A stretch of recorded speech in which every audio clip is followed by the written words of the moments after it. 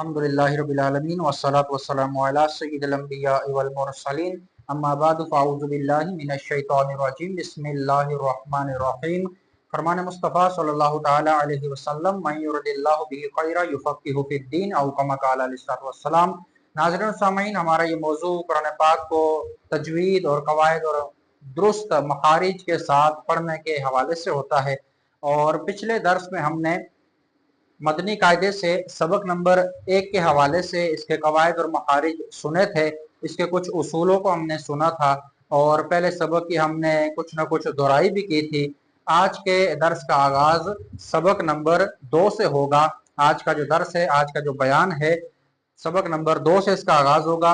सबक नंबर जो 2 है मदनी कायदे का, उसका नाम है हरूफे मुरक्कबात। हरूफे मुरक्कबात, एक लफ्ज अलग होता है, सिंगल एक ही लफ्ज, लेकिन जब एक लफ्ज दूसरे लफ्ज के साथ मिल जाता है या दो लफ्ज और उससे जायद अल्फाज मिल जाते हैं तो फिर वो मुरक्कब बन जाते हैं। दो या उससे जायद अल्फाज आपस में मिलकर एक मुरक्कब बन जाते हैं।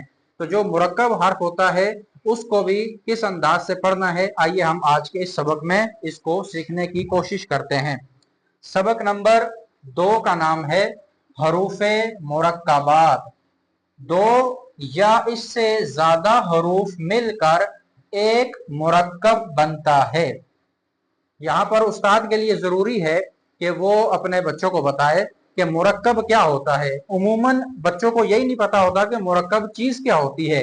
वो पढ़ कर तो निकल जाते हैं, उस्ताद भी पढ़ा देता है, लेकिन बच्चे के जहन में यह बात आती नहीं है कि मुरक्कब असल में कहते किसको है। तो उसको उसके मिजाज के मुताबिक, उसकी अकल के मुताबिक उसको प्यार से तसल्ली से उसको आसान अंदाज में समझाए कि एक लफ्ज सिंगल होता है, उसको मुफरद कहते हैं। जब दो लफ्ज आपस में मिल जाते हैं तो वो मुरक्कब बन जाता है।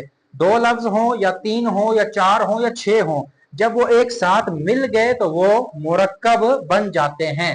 और फिर फरमाते हैं कि जो मुरक्कब हरूफ हैं इनको हमने मुफरद हरूफ की तरह अलग अलग पढ़ना है। अगरचे वो एक जैसे लिखे हुए हैं, एक साथ लिखे हुए हैं, लेकिन चूंकि इन पर जबर जेर पेश शद मद कुछ भी नहीं है, लिहाजा जो मुरक्कब हरूफ है इनको हम हरूफे मुफरदात की तरह पढ़ेंगे, जिस तरीके से हमने पहले सबक में पढ़ा था। जितना हमने पहले सबक में अल्फाज को खींचा था उस अंदाज से ही हमने इस सबक को भी पढ़ना है। और जो हरूफ खींचने की मिकदार है उसको भी हमने मलूज़ खातिर रखना है, उसको भी उस अंदाज से खींच कर पढ़ना है। जैसे अलिफ, अब आगे जो लफ्ज है वो लाम अलिफ है, तो इसको सिर्फ हमने यूं नहीं पढ़ना लाम अलिफ, नहीं, बल्कि लाम ये मद वाला हरूफ है।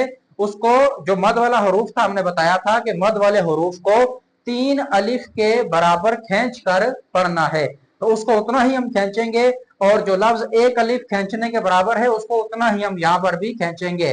इसको पढ़ेंगे लाम अलिफ बा अलिफ नून अलिफ बा लाम बा ता जीम दाल।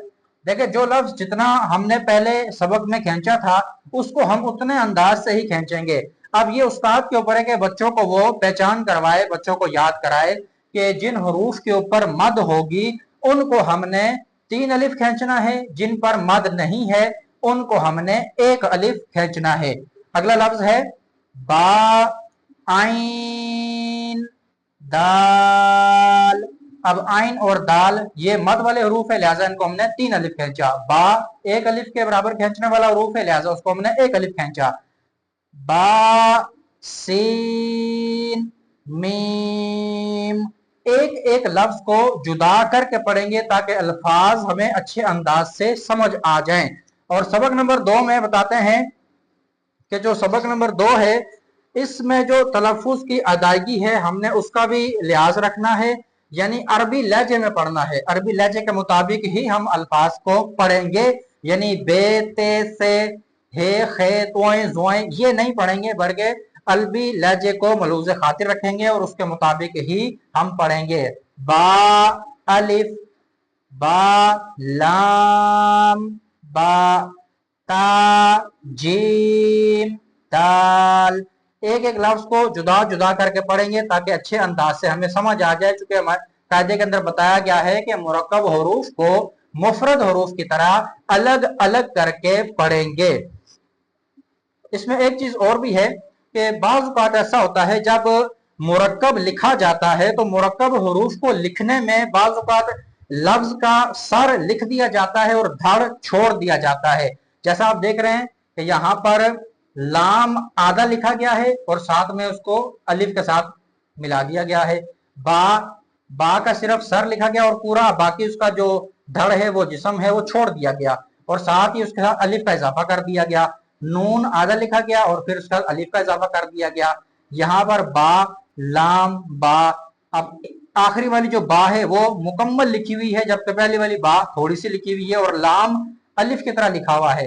तो ये हमने नुक्तों के रद्दो बदल से पहचानना है कि जैसे यहाँ पर नीचे नुक्ता है तो ये बा है, ऊपर नुक्ता है तो नून है, ऊपर दो नुक्ते हैं तो ता है, नीचे दो नुक्ते हैं तो वो या है। नुक्तों के रद्दो बदल से हम अल्फाज की पहचान कर सकेंगे। अल्लाह ताला हमें अमल की तौफीक अता फरमाए। आमीन बिजाहि नबी अमीन व मा अलैना इल्लल बलागुल मुबीन।